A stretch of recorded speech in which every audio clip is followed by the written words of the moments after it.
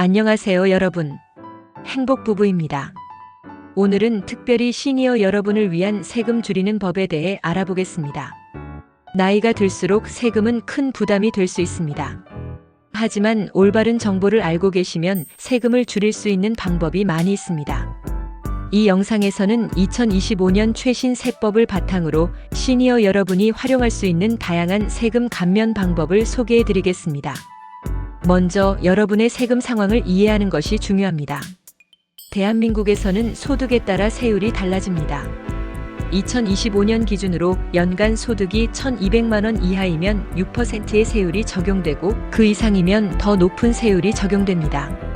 시니어 여러분의 경우 연금이나 투자 수익, 파트타임 일자리 등 다양한 소득원이 있을 수 있습니다. 각 소득원에 따라 세금이 어떻게 부과되는지 알아보는 것이 중요합니다. 모든 납세자는 기본 공제를 받을 수 있습니다. 2025년에는 개인 기본 공제가 150만 원입니다. 또한 시니어 여러분은 연령에 따른 추가 공제를 받을 수 있습니다. 65세 이상이면 추가로 100만 원의 공제를 받을 수 있습니다. 이렇게 기본 공제와 추가 공제를 활용하면 과세 표준을 낮춰 세금을 줄일 수 있습니다. 여러분 혹시 작년에 세금 때문에 고민하셨나요? 올해는 이런 공제들을 잘 챙겨보시면 분명히 도움이 될 겁니다. 이제 의료비 공제에 대해 이야기해 볼게요. 시니어 여러분은 아마 의료비 지출이 많으실 텐데요. 이걸 세금 감면에 활용할 수 있다는 사실 알고 계셨나요?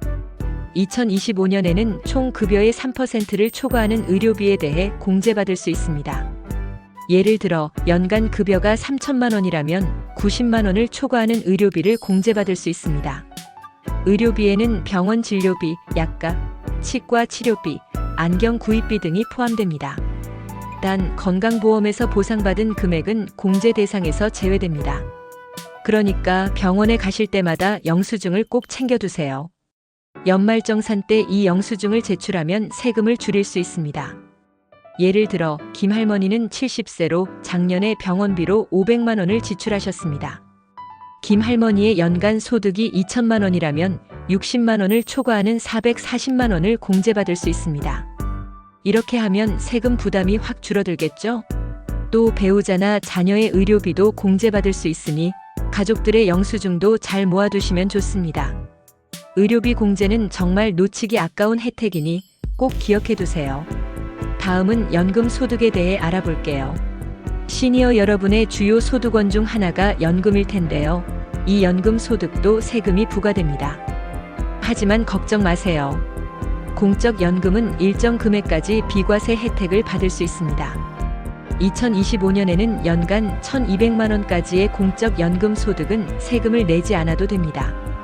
예를 들어 국민연금이나 공무원 연금을 받고 계시다면 이 금액까지는 마음 놓고 사용하셔도 됩니다. 또 사적연금도 연간 1,200만 원까지는 3.3%의 낮은 세율로 과세됩니다. 이건 일반 소득 세율보다 훨씬 낮은 수준이죠.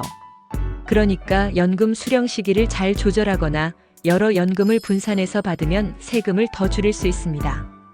예를 들어 박 할아버지는 국민연금 1,000만 원과 사적연금 800만 원을 받으세요. 국민연금 1,000만 원은 비과세이고 사적연금 800만 원만 낮은 세율로 과세되니까 세금 부담이 크지 않으실 겁니다. 이런 식으로 연금을 관리하면 세금을 최소화할 수 있으니 한번 점검해 보세요. 그 외에도 세금을 줄일 수 있는 방법들이 더 있습니다. 혹시 부양가족이 있으신가요? 자녀나 손주를 부양하고 계시다면 부양가족 공제를 받을 수 있습니다. 한 사람당 150만 원의 공제를 받을 수 있으니 가족 구성원을 잘 체크해 보세요. 또 기부하시는 걸 좋아하시는 분들도 계실 텐데요. 기부금 공제도 세금을 줄이는 좋은 방법입니다. 자선단체나 종교단체에 기부한 금액은 일정 한도 내에서 공제받을 수 있습니다. 예를 들어 작년에 교회에 100만 원을 기부하셨다면 그 금액을 공제받아서 세금을 줄일 수 있습니다. 이런 혜택들을 잘 활용하면 세금 부담을 확실히 줄일 수 있습니다. 세금은 혼자 하기엔 좀 복잡할 수 있죠. 그래서 도움을 받을 수 있는 곳도 알려드릴게요. 국세청에서는 시니어 여러분을 위한 세무 상담 서비스를 제공하고 있습니다. 국세청 홈페이지에 들어가시면 세금 관련 정보를 쉽게 찾을 수 있고 전화로도 상담을 받으실 수 있습니다. 번호는 126번인데 주저하지 말고 문의해 보세요. 또 지역 세무서에 가시면 무료로 세무 상담을 받을 수 있습니다. 세무서 직원들이 친절하게 도와주실 거예요. 혹시 인터넷을 잘 안 하신다면 동네 주민센터에서도 세금 관련 안내를 받을 수 있으니 가까운 곳에 들러보세요. 그리고 유튜브에서도 세금 정보를 얻을 수 있습니다. 저희 채널을 구독하시면 앞으로도 이런 유용한 정보를 계속 드릴게요. 세금은 어렵다고 포기하지 마시고 이런 도움을 받아가며 관리해보세요. 오늘 여러분과 함께 세금 줄이는 법을 알아봤습니다. 의료비 공제, 연금 소득 관리, 재산세 감면, 부양가족 공제, 기부금 공제, 그리고 특별 세액 공제까지 정말 다양한 방법이 있죠. 세금은 우리가 낼 수밖에 없는 거지만 조금만 신경 쓰면 줄일 수 있는 부분이 많습니다. 예를 들어 최 할머니는 68세로 연금 1,500만 원을 받고 계세요. 작년에 의료비로 300만 원을 쓰셨고 교회에 50만 원을 기부하셨어요. 최 할머니는 연령 추가 공제 100만 원, 의료비 공제 240만 원, 기부금 공제 50만 원을 받아서 세금을 많이 줄일 수 있었습니다. 여러분도 이렇게 하나씩 챙기다 보면 세금 부담이 확 줄어들 거예요. 이제 연말정산이 다가오면 오늘 배운 걸 떠올리시고 꼭 적용해 보세요.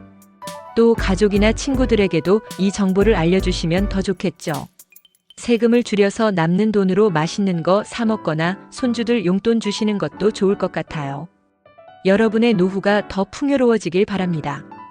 긴 시간 함께 해주셔서 감사합니다. 다음 영상에서 또 만나요. 안녕히 계세요.